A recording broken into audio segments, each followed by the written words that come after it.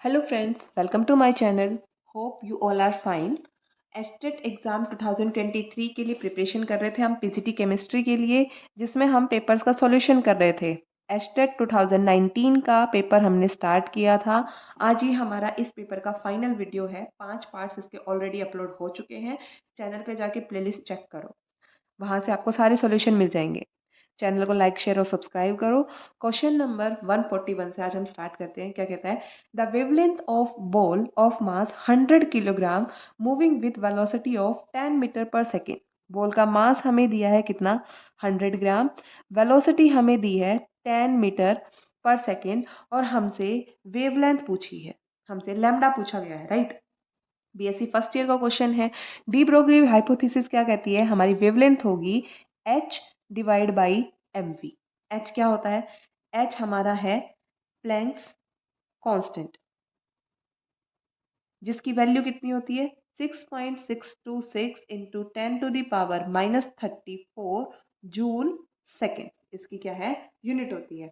अब देखो, ये जूल मतलब एसआई यूनिट में है, तो हमें मास भी और वेलोसिटी भी एसआई यूनिट में पुट करनी पड़ेगी। ये तो एसआई में है, पर ये क्या है? ग्राम में। तो मास को हम कन्वर्ट करेंगे किलोग्राम में। मास हमारा है 100 ग्राम। 1 किलोग्राम इक्वल टू होता है कितना मेरा? 1000 ग्राम। अब यहाँ पे मैं 100 को रख लूँ तो ये डिवाइड में ले आऊँ तो 1/10 kg इक्वल हो जाएगा मेरा किसके? 100 ग्राम के।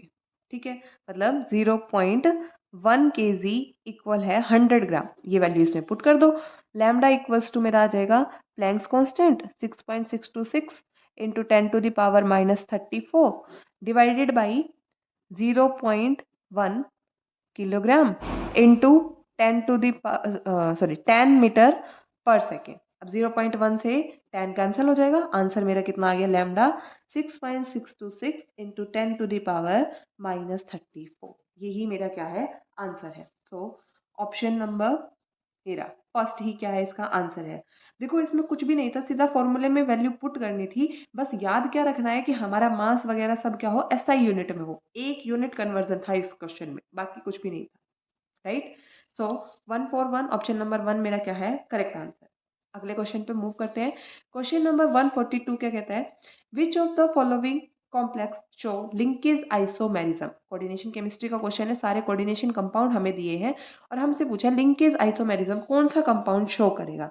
देखो, लिंकेज आइसोमेरिज्म क्या होता है? नाम से ही देखो, नाम में क्या है? लिंकेज मतलब लिंक। ऐसे लिगेंड्स होते हैं जो एक से ज़्यादा डोनर एटम रखते हैं, बट एक टाइम पे एक ही एटम डोनर बनेगा। जैसे मैं लूँ साइनाइड आयन, कार्बन भी डोनेट कर सकता है, नाइट्रोजन भी डोनेट कर सकता है। अगर ये मेटल के साथ कार्बन साइड से जुड़ा है तो हम इसको बोलते हैं साइनाइड। अगर ये नाइट्रोजन साइड से जुड़ा हो ऐसे तो उसको बोलते हैं आइसोसाइनाइड, राइट।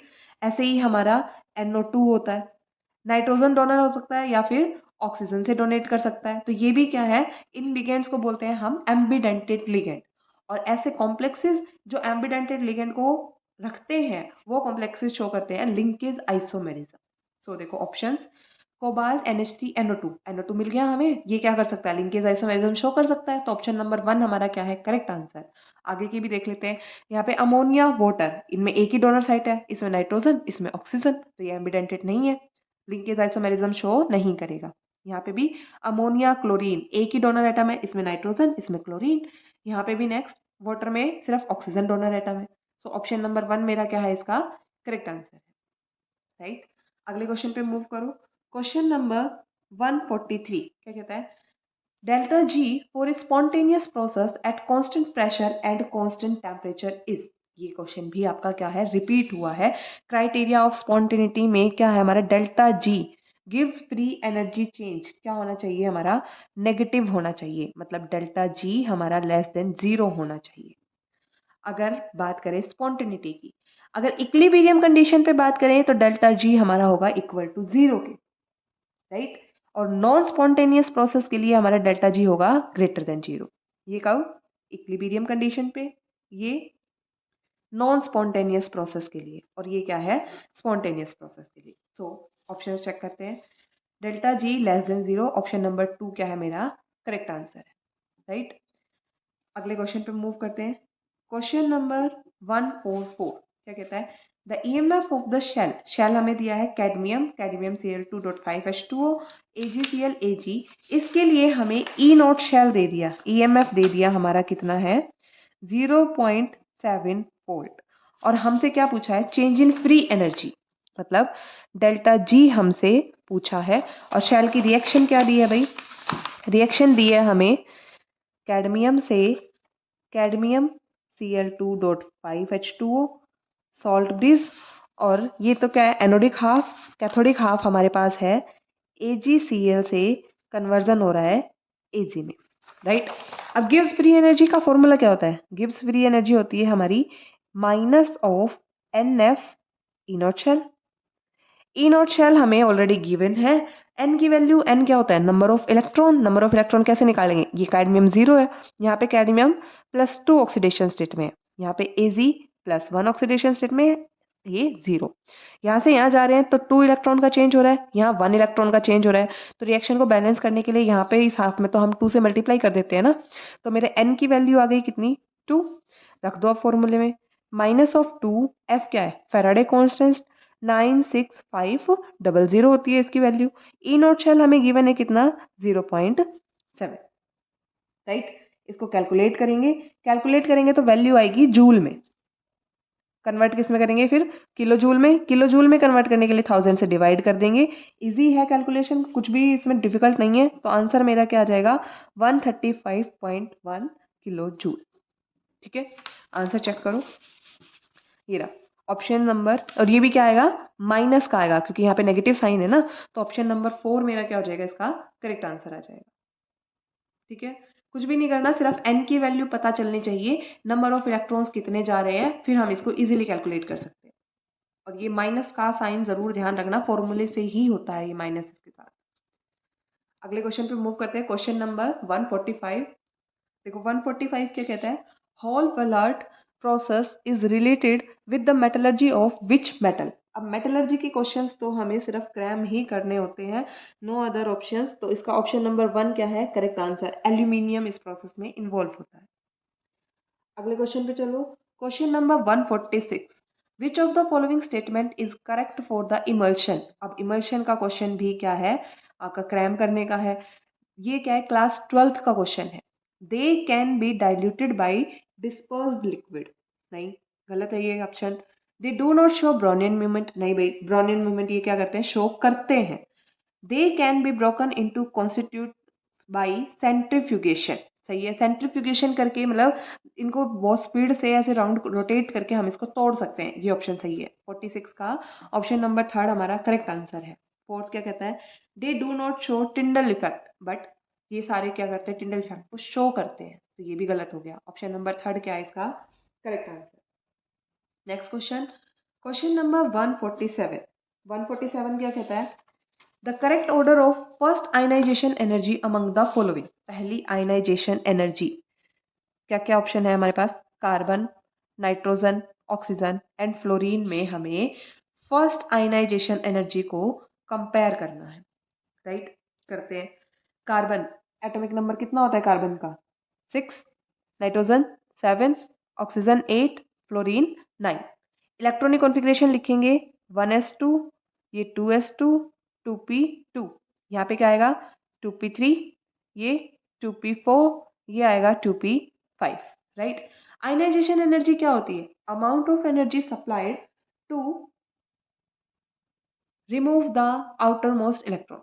पहले इलेक्ट्रॉन को एटम में से निकालने के लिए जो एनर्जी हमें देनी पड़ेगी वो क्या है हमारी फर्स्ट आयनाइजेशन एनर्जी होगी। अब ये देखो यहाँ पे क्या है 2p5, अब ये इसको पता है कि मैं अगर एक और इलेक्ट्रॉन ले लूँ ऐड कर लूँ तो मैं बन जाऊंगा 2p6, स्टेबिलिटी आएगी। अगर एक इलेक्ट्रॉन ये दे देगा तो बनेगा 2p4, कोई भी स्टेबिलिटी नहीं आएगी। तो ये देना क्यों चाहेगा, ये ऑलरेडी भिखारी है ना, लेगा देगा नहीं।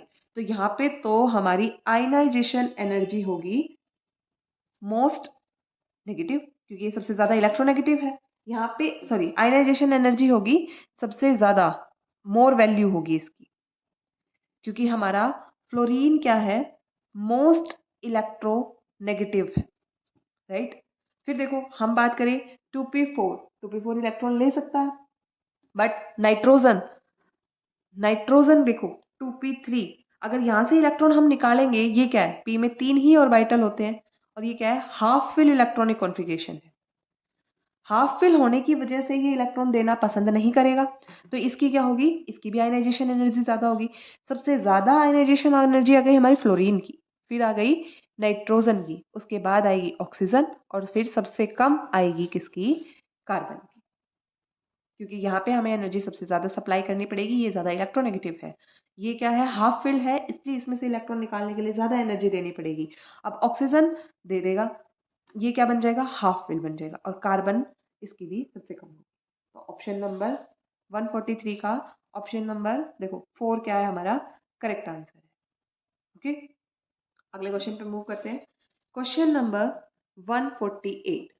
148 क्या कहता है, for ideal gas compressibility factor Z is, देखो कंप्रेसिबिलिटी फैक्टर Z क्या होता है, PV डिवाइडेड बाई RT, ये हमारी Z की वैल्यू होती है। और हमें पता है आइडियल गैसेस के लिए जो हमारी होती है आइडियल गैस इक्वेशन क्या होती है, PV इक्वल्स टू nRT। अगर हम n को इक्वल टू 1 लिख दें तो PV क्या हो जाएगा हमारा RT के बराबर। अब इसमें मैं PV की जगह RT रख सकती हूँ ना, तो Z is equals to RT divide by RT, क्या आ गई वैल्यू 1। तो आइडियल गैसेस के लिए मेरा कंप्रेसिबिलिटी फैक्टर होगा 1। ऑप्शन नंबर 2 मेरा क्या है इसके लिए करेक्ट आंसर। ठीक है, नॉन आइडियल गैसेस के लिए Z मेरा ग्रेटर देन 1 भी हो सकता है और Z मेरा लेस देन 1 भी हो सकता है। किसके लिए, नॉन आइडियल गैसेस के लिए। ये क्या है, ग्रेटर देन 1 मतलब पॉजिटिव डेविएशन, लेस देन 1 मतलब शो करेगा कैसी, नेगेटिव डेविएशन, राइट। ओके, अगले क्वेश्चन पे मूव करते हैं। क्वेश्चन नंबर 149 क्या कहता है, how many ions are produced from the complex. इसने कॉम्प्लेक्स दे दिया और हमसे पूछा है कितने आयंस ये प्रोड्यूस करेगा। कोऑर्डिनेशन केमिस्ट्री और वो भी क्या, वर्नर्स थ्योरी से है ना ये क्वेश्चन। देखो हमें ये कॉम्प्लेक्स दिया है, हमसे पूछा है कितने ये आयंस प्रोड्यूस करेगा। तो आयन कैसे, कॉम्प्लेक्स आयन तो अपनी आइडेंटिटी लूज करता नहीं है, कॉम्प्लेक्स आयन तो यू के यू फॉर्म हो जाएगा, चार्ज कितना आएगा 2 पॉजिटिव और साथ में 2 काउंटर आयन मतलब 2 क्लोरीन निकल जाएंगे। अब एक आयन ये, 2 ये, टोटल कितने प्रोड्यूस हो गए, 3 आयंस प्रोड्यूस हो गए। तो हमारा इसका ऑप्शन नंबर 3 क्या है करेक्ट आंसर। लास्ट क्वेश्चन इस पेपर का, क्वेश्चन नंबर 150। और ये क्वेश्चन तो यूँ समझ लो एस्टेट वाले भूलते ही नहीं है, ये तो उनका फेवरेट है, 3 से 4 बार ये क्वेश्चन रिपीट हो चुका है। Angular nodes for the d orbital are, orbital भी चेंज नहीं करता यहाँ तक केस में।